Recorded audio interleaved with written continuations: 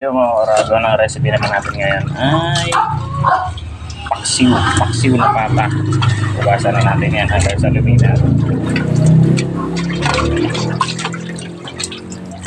Bali pangalawang na to kaya medyo maayos. Ngayon, balikan na natin ang isa pa para matanggal yung mga dugo-dugo pa. Nalagyan natin sa strainer. Sabi ko nga sa inyo, dalawang beses pa na inulit yung kaya okay na yan. So, dara-diretso na tayo. Ilagay na natin yung bawang natin. Lahat na, maraming bawang para mas matisa. Lagyan na natin, lagyan natin ng paminta. Suka. Tansyahan lang ang paglalagay ng mga kaoragon.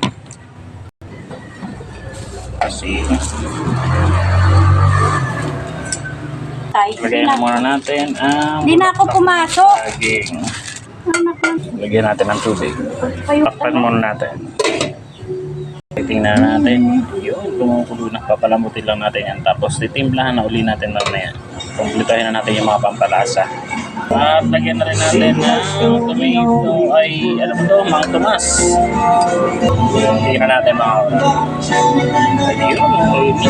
Bali naglagay na tayo ng asukal dito para medyo ma-adjust natin yung tamis. Kailangan kasi naglalaban yung tamis, alat at asin.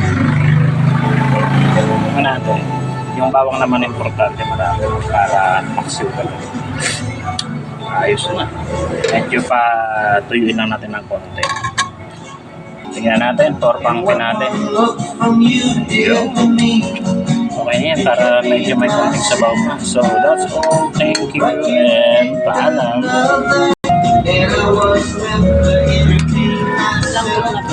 So I got faithful to me.